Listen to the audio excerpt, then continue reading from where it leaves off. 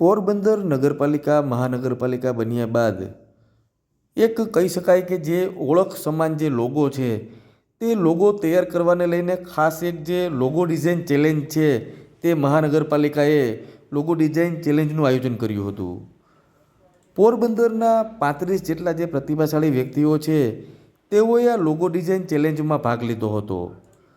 35 જેટલા જે વ્યક્તિઓએ અલગ અલગ જે ડિઝાઇન મહાનગરપાલિકાને મોકલી હતી તેમાંથીને એક જે લોગો છે તેની પસંદગી છે તે કરવામાં આવી છે અને તેનું અનાવરણ છે તે પણ ડૉક્ટર મનસુખ માંડવિયાના હસ્તે કરવામાં આવ્યું છે.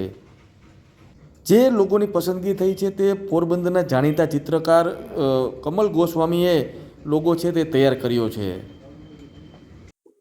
પોરબંદર મહાનગરપાલિકા બન્યા બાદ પોરબંદર મહાનગરપાલિકાનો જે લોગો તે ડિઝાઇન કે કહી શકાય તે બનાવવા માટે ખાસ લોગો ચેલેન્જ છે તે રાખવામાં આવી હતી અને જેમાં 35 જેટલા લોકોએ ભાગ લીધો હતો. આ જે લોગો જે છે તેમાંથીને ગઈકાલે જે રીતે 35 લોકોમાંથીને જે લોગો ફાઇનલ કરવામાં આવ્યું છે, અનાવરણ કરવામાં આવ્યું છે લોગાનું, તે લોગો પોરબંદરના જાણીતા કહી શકાય કે પેઇન્ટિંગની દુનિયામાં જેમનું નામ છે તે કમલભાઈ ગોસ્વામી જે છે તેમનો લોગો છે તે ફાઇનલ કરવામાં આવ્યો છે. ત્યારે આ લોગો બનાવતા કેટલો સમય લાગ્યો, શું એની પાછળ તેમનો ભાવ હતો તે સહિતની જે વાત છે તે આપણે કમલભાઈને જ પૂછીએ કે શું આ લોગો છે બનાવ્યો, કઈ રીતના બનાવ્યો. કમલભાઈ, તમે જે પોરબંદર મહાનગરપાલિકાનો લોગો બનાવ્યો, લોગો સિલેક્ટ થયો, ફાઇનલ કરવામાં આવ્યો છે, એનું અનાવરણ પણ થયું છે, ખરેખર આ લોગો બનાવવા પાછળ કેટલી મહેનત લાગી અને શું તમે આમાં વાત ધ્યાનમાં રાખી હતી? હવે લોગો ડિઝાઇન એક એવી વસ્તુ છે કે તમારા મગજમાં એક કન્સેપ્ટ ક્લિયર જ્યારે હોય તો તમને 1 કલાકમાં પણ બની જાય, કારણ કે પછી આર્ટવર્ક કરવાનું છે. પણ જ્યારે કન્સેપ્ટ ક્લિયર ન હોય અને તમારે વિચારવાનું હોય તો ત્યારે ટાઈમ લાગે. મને લાગે છે કે મને 1 કે 2 દિવસ તો મને વિચારતા થયા હતા. મેં અલગ અલગ ઘણી રીતે વિચાર કરેલો હતો. પહેલા મેં ગાંધીજીનો ખાલી ફેસ લીધો, પછી કીર્તિ મંદિર લીધું, તો પછી એમાં મને લેઆઉટમાં મને મજા નથી આવતી, એટલે પછી મેં કીર્તિ મંદિર ત્યાંથી રિમૂવ કર્યું, ગાંધીજીનો ફેસ લીધો અને તો પછી લેઆઉટ મને બરાબર ના લાગ્યો. પાછો મેં એમાં ચેન્જીસ કર્યા, ગાંધીજીનું ફૂલ ફિગર લીધું અને પછી ગાંધીજી અહીંયા છે એટલે કીર્તિ મંદિર તો ઓલરેડી અહીંયા છે જ, એટલે પછી મેં કીર્તિ મંદિરને પોર્શન રિમૂવ કર્યો. અહીંયા મેં સુદામાપુરી, કારણ કે મને પછી એક વિચાર આવ્યો કે પોરબંદરનું જૂનું નામ મને લાગે સુદામાપુરી હતું, એટલે પછી મેં સુદામાજીનું ટેમ્પલ છે એને મેં ફૂલ ટોનમાં ડિઝાઇન કર્યું અને અહીંયા પેસ્ટ કર્યું. એની ઓવરલેપ મેં ગાંધીજીનું ફૂલ ફિગર ઓવરલેપ કર્યું અને આખી ડિઝાઇન મારી ફૂલ ટોનમાં છે કે તમે એ પ્રિન્ટિંગ માટે ઇલિજિબલ બને એ માટે મારે ફૂલ ટોન કરવું પડે. હું હાફ ટોન કરું તો પ્રિન્ટિંગમાં રિડક્શન વખતે પ્રોબ્લેમ થાય. આવી એ બધી જોકે ટેકનિકલ મેટર છે, તો આ બધી વસ્તુ મારે ધ્યાન રાખી અને એક વસ્તુ ડિઝાઇન કરવાની હોય.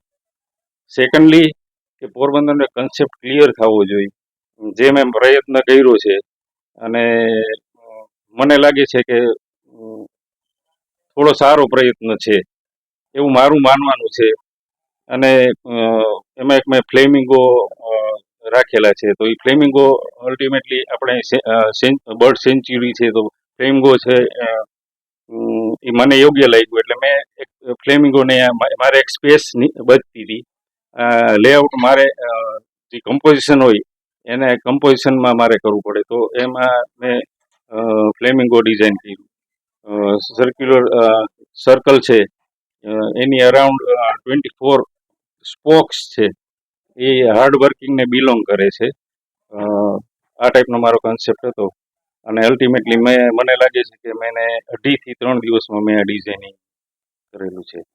કુલભાઈ, ખાસ તમે આ જે લોગો બનાવ્યો ત્યારે એક સંસ્કૃતનો જે શ્લોક છે, જે સૂત્ર છે તે પણ મૂક્યું છે અને બીજી વાત કલર છે તે કલર પસંદગીમાં પણ મહત્વની હોય. કલર પસંદગી કઈ રીતના કરી છે? કલર પસંદગી એ માટે મેં ઓરેન્જ એક ડિવોશન અને સ્પિરિચ્યુઅલિટીને બિલોંગ કરે છે. અલ્ટિમેટલી જ્યારે સુદામાજીને તમે હાઇલાઇટ કરો, સુદામાપુરીને હાઇલાઇટ કરવા માંગતા હોય, સુદામાપુરી એટલે પોરબંદર, જ્યારે પોરબંદરને તમે હાઇલાઇટ કરવા માંગતા હોય તો ઓરેન્જ કલર આઈ થિંક ત્યાં હોવો જોઈએ એવું માનવું છે, કારણ કે સ્પિરિચ્યુઅલિટી, ડિવોશન, આ બધાને હાઇલાઇટ કરવા માટે મેં ઓરેન્જનો યુઝ કર્યો. સેકન્ડલી કે બ્લુ કલર છે તો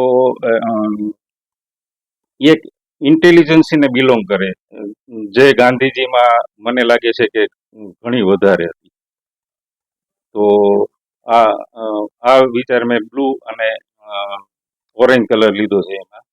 અને blue plus orange plus pink, 60% મેં પિંક કલર લીધો છે ફ્લેમિંગોને હાઇલાઇટ કરવા માટે. કમલભાઈ, તમે આ જે પેઇન્ટિંગ હોય કે પછી જે ચિત્ર હોય, આ કેટલા વર્ષોથી આની સાથે જોડાયેલા છો, અને ક્યાં ક્યાં એમાં તમને આ અંગેની સફળતા જે છે કે તમારી જે પસંદગી થઈ છે ચિત્રોની, કેવું કઈ? એટલે મેં જ્યારે એટ ધ બિગિનિંગ મેં આ આર્ટ સિવાય મેં કંઈ કરેલું નથી. મેં ફાઇન આર્ટ કરેલું છે અમદાવાદ સીએન ફાઇન આર્ટમાંથી. સેકન્ડલી કે મારું ફેમિલી આર્ટ ફિલ્ડને જ બિલોંગ કરે છે. મારા ફાધર પણ પેઇન્ટર હતા, એટલે આ હિસાબે મને પહેલેથી આ સિવાય બીજા કોઈ સબ્જેક્ટમાં ઇન્ટરેસ્ટ પડેલો નથી. તો જે રીતે આપણે વાત કરી કમલભાઈ ગોસ્વામી સાથે કે જેઓએ પોરબંદર મહાનગરપાલિકાનો આ જે સુંદર જે લોગો છે તે તૈયાર કર્યો છે અને જેમની પસંદગી થઈ છે, અને આ જ લોગો જે છે તે હવે પોરબંદર મહાનગરપાલિકાની જે ઓળખ છે તે ઓળખ બનશે. અને આ લોગો છે તે તૈયાર કરવામાં તેમને ઘણી મહેનત થઈ છે. સુદામાજીનું મંદિર છે, ગાંધીજીનું છે, પિંક ફ્લેમિંગો લીધા છે, અને જે સૂત્ર જે છે હાર્ડ વર્કિંગનું છે સહિતનો ઉપયોગ આ લોગોમાં કર્યો છે તેઓએ. ત્યારે હાલ તો જે રીતે આપણે કમલભાઈ સાથે વાત કરી, તેઓએ આ લોગો બનાવતા ઘણી મહેનત છે તે તેઓને મહેનત થઈ છે. સતીશ સિલુ, પોરબંદર, મિરર.